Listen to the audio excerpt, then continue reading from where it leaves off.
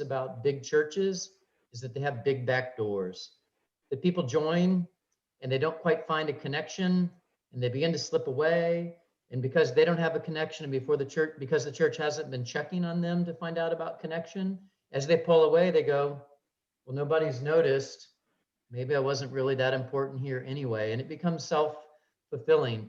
The last time I read some research that had been done on retaining people as members of a community of faith, the number was that for every 6 weeks that someone doesn't do anything outside of worship, you cut in half the likelihood they're going to stay a member of the congregation. And when we talk about wanting people to stay members, it's not because we want to furnish a reputation because of a size. It has nothing to do with budgets. It's not about saying we're vital and thriving while other churches aren't. It's because we believe that, number one, we've been called to pull people together. And number two, that Christ has given us gifts that we want to share with people that we think, like us, would love to know about love and hope and joy along the journey of faith, as well as to have people be with them and grief and lament and loss and struggle. And then we also believe that even while we're trying to offer something, we believe that they've got something to offer us. But again, it's not about money. It's not about being able to say a size. We just think the Spirit's poured gifts into them that together we're all going to be better, and that our communities are going to be better for that. So we want to make sure that members don't slide away because nobody notices they're gone. And that's the role that you all play in helping people to feel and truly experience that someone knows their name and someone is keeping an eye out, not on them, but for them. Because here's another truth about large churches, but really it's a truth about any church and any culture. And by that, I mean, Chase, it's the Cannon School. Chris, it's Habitat for Humanity. Beth, it's the college. Every institution has its jargon and its language and its code words. And we think as insiders that everything about the church is incredibly transparent to people that come to us. And the truth is, it's not. What's a PW circle? Are you really allowed to join if you don't know anybody? What's a Bible study like? Does that mean I have to have the Bible memorized before I can join a Bible study? And the hymn sing?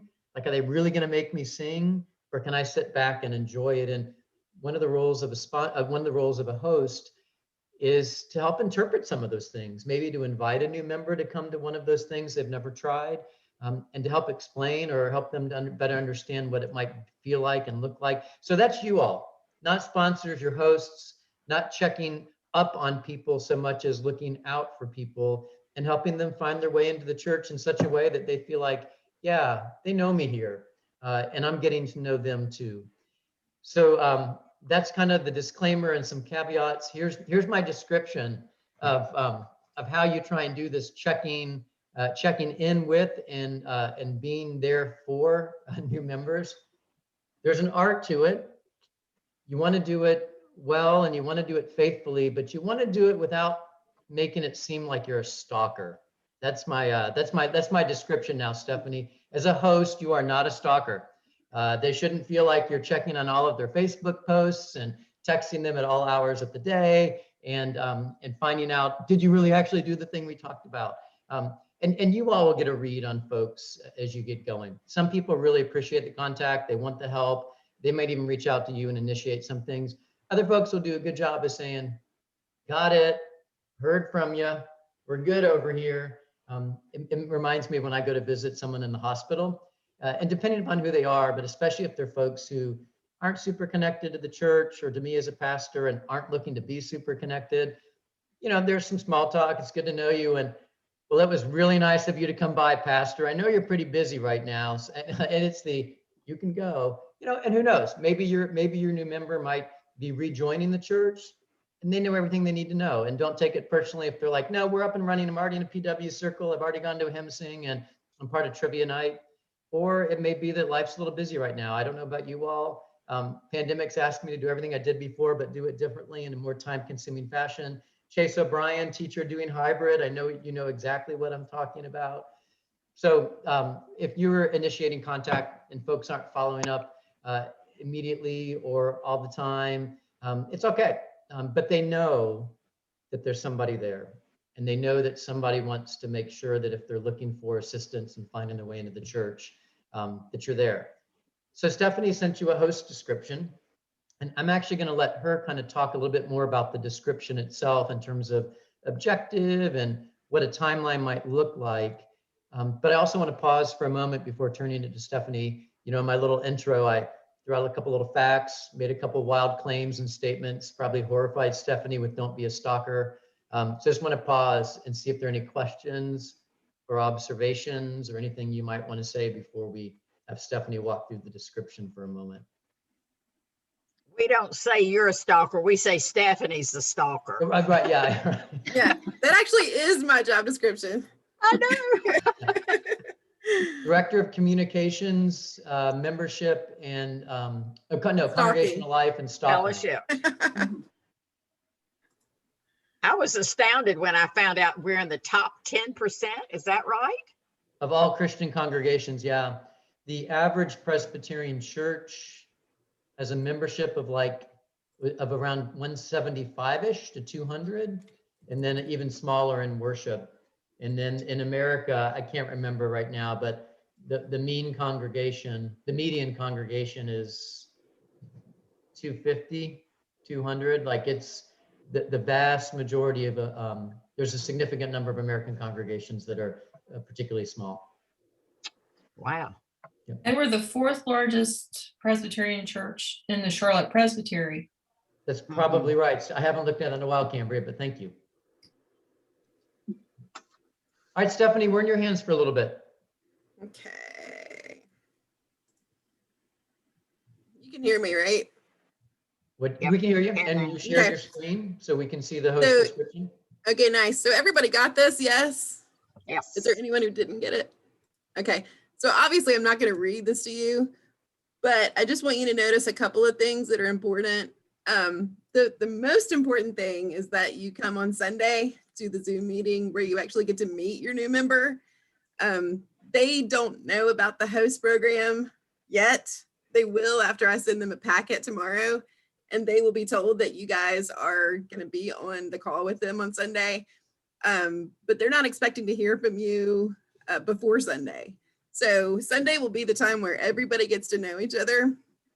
And I'm actually going to give you basically a script of how to introduce yourself so that everybody on the call is introducing themselves in the same way.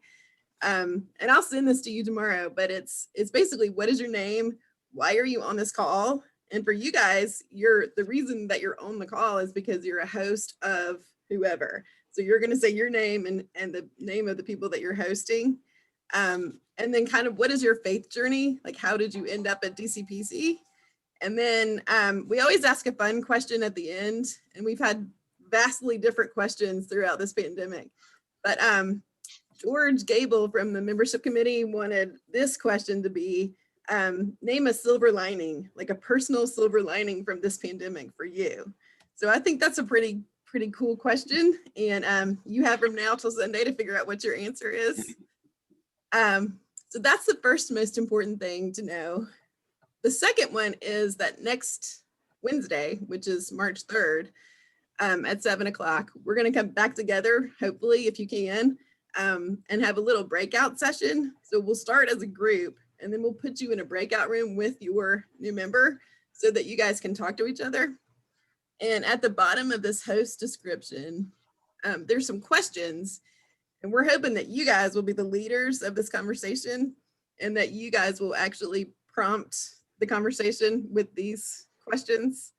And if you cannot do it next Wednesday at 7, let's find a time where I can set up a call for you guys to get together at a different time, because we've had to do that before. And the other pieces of it are just kind of giving you a timeline. I mean, technically we say this is a 6-month commitment, but if you guys become friends, it'll be a lifetime commitment or a lifetime journey.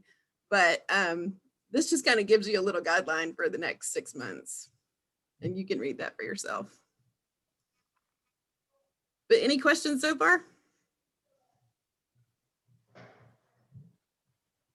Okay, well, you all have this, so I don't think I need to share that any longer. Cool. I have a question. How long Yes. is the Sunday session? The whole class 6 hours. is 6 hours. How many? 6. I'm good. sorry, I meant 8. My bad. Would you give me some pre-reading for that too? Yeah, yeah. Because I would really Here's like your big that. packet to read before. Thank you. Thank you. Oh, and you're leading it. So yeah. Oh, No, so actually, how long is it actually, Stephanie? right. So the whole class is 2 hours, but your piece is just, we hope, the first 50 minutes. So Okay, just 1 hour for you guys.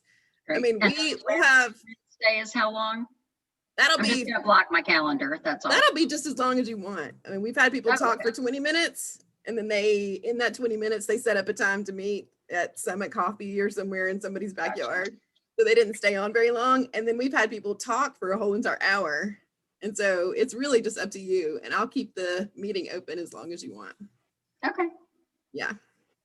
But we'll have new members, you guys, staff, and the membership committee. And so all of those people have to introduce themselves with that script. And so it really does take like 50 minutes to an hour. But it's really fun. Like that's the best part of the whole class. Besides Peter's Presbyterianism 101. Right, yeah. Of course. Yeah, sure. Caveat there. So cool. Any more questions? You guys are all pros. So I'm talking to like the head honchos here anyway. Hey, Stephanie, one of the things I'd love to do, if you don't mind, is I know that you and I know everybody on the screen, but I don't know that everybody does. So it might be good for all of us to just kind of say a name and how long we've been running around this area and what's one thing that we've been doing during the pandemic that we might not have been doing as much of if there hadn't been a pandemic. Okay. Do you want to just like call people out on the screen? Sure, I'll give them a chance to think about it. Your name, how long you've been running around these parts, and what's something that you've been doing a little more of in the pandemic. So Peter Henry moved here in July of 2019. And I've been listening to a lot more podcasts and just hanging out with children a lot more. How about you, Marjorie? Well, my name's Marjorie Burris, and we moved here in the 70s. So I've been here a long time.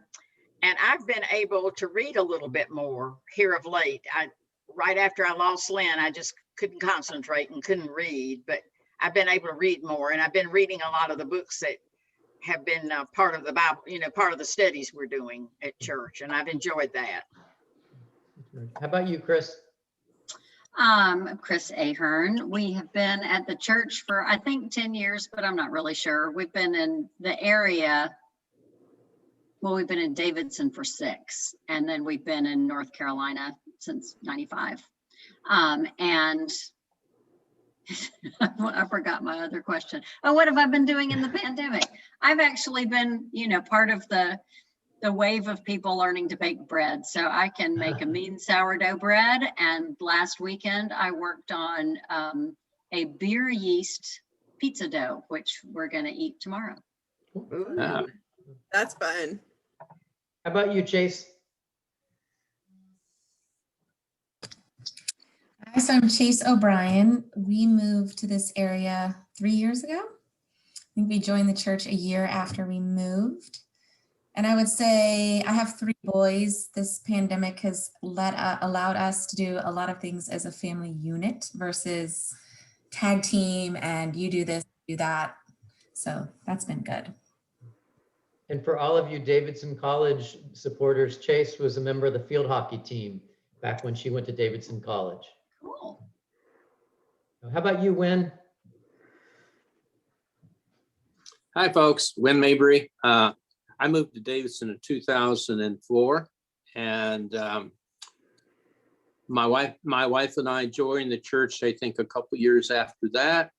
And the one thing that has been unusual in my COVID experience is I taught my cat Pistol Pete how to Zoom. Yeah, where is he? The cat shows up at almost every Zoom meeting I'm on with Wynn. Where is he tonight? He's relaxing by the fire. He's had a hard day. He went outside for the first time all winter and Well, just sat there on the deck and watched the birds. yeah. Yeah, he comes to every single solitary membership committee meeting. Love it. everyone. It's great. Not that he's invited. I think he's in social deprivation. Anytime he hears human voices, he gravitates towards it. And then Cambria, how about you? My family moved to Davidson in 1973. And when I graduated from Davidson College in 1984, I was away for 16 years. We've been back since 2000.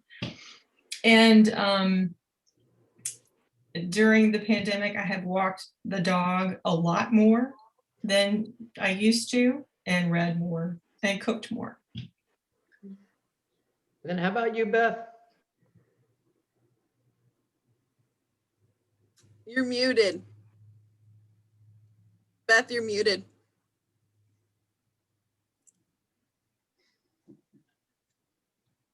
Are you able to unmute yourself, Beth, or should we introduce you? There you go. Yeah, go ahead. Yay! What would we make up about you?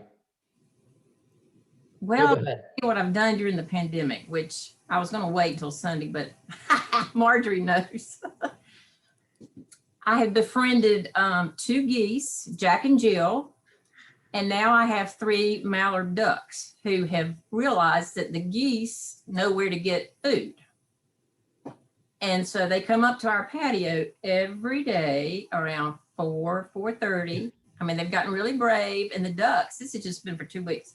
They have hopped over the wall, and at first I called them the 3 Stooges because they were just like this.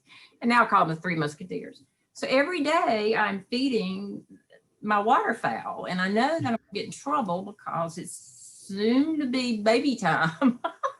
Uh-oh. I have flocks in the yard, and David, you know, my husband passed away almost 2 years ago. I know he's saying, what are you doing? Do you not remember how many things we tried to keep those suckers out of the yard? And now you're encouraging them to be here? What are you doing? I'm like, well, you left me, so now I got to befriend them and play with them. So, but I was saying, Chase, it's nice to meet you. I've heard your name, but I had not met you. I retired from the college a couple years ago. Likewise, good to see you. And then Stephanie, in church. maybe everybody doesn't know how long you've been here and what you've been doing. Right. Well, I moved to, yeah, you do. I moved to Huntersville actually in 1996 from Greensboro. And then I joined DCPC shortly after that. So I've been a member of this church for 22 years. And I've been working here for 11 of those 22. So yeah, this church basically raised my kids. They were baptized here. They went to preschool here. They were confirmed here. And now they're both off in college. So the pandemic has been really, really great for 2 things. One, I moved from Mooresville to Davidson. So I'm actually here now, which is lovely. And the other thing is that my dog is really happy because I've been working from home a bunch and taking her on hikes pretty much every day that has sunshine. And so it's been more exciting for my dog than anybody. Well, thank you everybody for sharing. I mean, I know our business for the night was to make sure you all understood what we were looking for, the hosts, but I remind a lot of groups that our primary business at any meeting is relationships with one another, and depending upon what was going on, also deepening relationships with God. So thank you for taking time to share a little bit tonight. Any last questions for Stephanie or for me? We promised that it would be under 30 minutes, so we want to stick to that. Chris. Do our families actually join on Sunday? Yes. That's okay. Got it. The session is going to start logging in about 3:40. And so, and the session meeting's pretty short, but that's where they actually join the church. Mm-hmm. And are they, did we stop doing bread for folks with COVID? We did. All right. Yeah. Although I was telling the staff one day about someone had an idea of delivering some cookies, and the staff's like, we should not be delivering cookies right now. And I'm like, I ate every cookie that came to my house at Christmas time. Like, I don't know what people are talking about. The Braggs brought some cookies, the O'Briens brought some cookies, the Martins. I'm like, I ate it all. And actually, I think I ate every cookie that Henry's got. I'd take bread. Are you kidding? Uh-oh. Well, If I I may have to bake some catch bread. up on bread, uh-oh. Yeah, What no. would that be? Close to 100 loaves if I have to catch up. Yes, it would. Oh, yeah. It would be 100 lives at this point. All right, so Peter, I have a question for you. Yeah. I recorded this for all the folks that could not be here. I would have censored myself. So hi to all the people that can't be here right now. But I don't know how to stop the recording and make it something that I can send to them. So I'll tell you what, everybody. Will you get it? What I'm gonna do is I'm gonna say thank you to everybody here, and we're gonna cut you loose, and I'll walk Stephanie through turning off her recording. Does that work? Perfect. All right. For those of you who are going on to more Zoom, good luck. For teachers that are grading papers, may the force be with you. And to everybody else, get on another Zoom call. You need it. And we'll see you Peter, Sunday. don't forget our Zoom call for healing support. We'll be looking for you a little bit before. Marjorie, would I forget? Well, you've got other things to go to. I don't want you to forget us. No, I got you. Okay. Okay. And when See will you that then. be? How far before I'll 7? probably do it at about 10 to. That's perfect. Okay. Thank you very much. Beth and I'll see you then, won't we, Beth? Yes, Okay. thank Thank you. you. Bye-bye. Bye. So Stephanie, when you hit record, Yes, you chose to either record on your computer or in the cloud. Okay. my computer. So do you see a little square button that says stop recording? I do. Yeah, press it. Okay, bye people.